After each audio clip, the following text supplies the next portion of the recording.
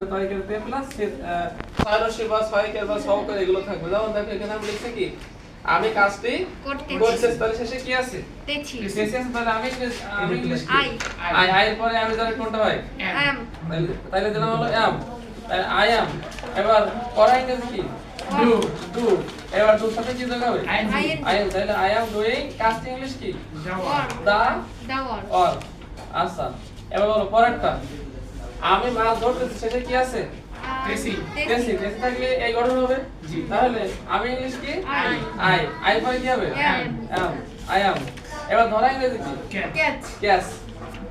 C A T C H catch. এর সাথে কি যোগ হবে? ing। I am catching কি ধরতেছি? আচ্ছা, fish হবে। সে বই পড়তেছে, সেটা কি আছে? তেছে। তাহলে সে ইংলিশ কি? she অথবা she। তারপর এরপরে আমি জানি কোনটা হবে? কি হবে? কি হবে? he is পড়া ইংলিশ কি? reading। আর সাথে কি যোগ হবে? ing। he is reading কি পড়তেছে? the books। শুধু বুক। টি বা তা দাও। দেখো তারা ইংরেজি শিখতেছে, কি আছে? তাই এখানে তেছে, তাই তো? আর দেখো তারা ইংরেজি কি? দে আমি বলতে দিই কি হয়? দে ভাবে কোনটা হবে? আচ্ছা, সেটা ইংরেজি কি? সেটা ইংরেজি কি? লার্নের বানান দাও তো। L-E-A-R-N।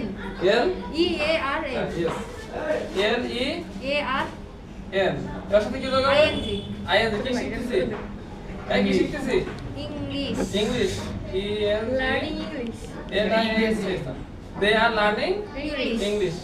বলো কি থাকলো? লোকটি তার সাথে কথা বলতেছে, শেষে কি আছে? বলতেছে। হ্যাঁ, বলতে। তাহলে লোকটি ইংরেজি কি? the people। man। the man মানে কি? লোকটি। people অর্থ কি? তুমি যেটা বলছো people মানে কি? লোকজন। এখানে লোকটি তাহলে the কি? man। the man কথা বলতেছে। তাহলে এখানে the man এর পরে আমি জানি কোনটা হবে? is হবে। the man is কথা বলা ইংরেজি কি? talking। কথা বলা ইংরেজি কি? talk। T-A-L-K talk। এর সাথে কি যোগ হবে? এর সাথে কি যোগ হবে? talking। তার সাথে ইংরেজি কি? with। আচ্ছা, with তো প্রিপোজিশন পরে কি বসে? object yes। object। তাহলে কি সাথে তার ইংরেজি তার ইংলিশ কি? না হি অর্থ সে, আর হির অবজেক্ট কি? him। তাহলে আমি যেগুলো বুঝাইছি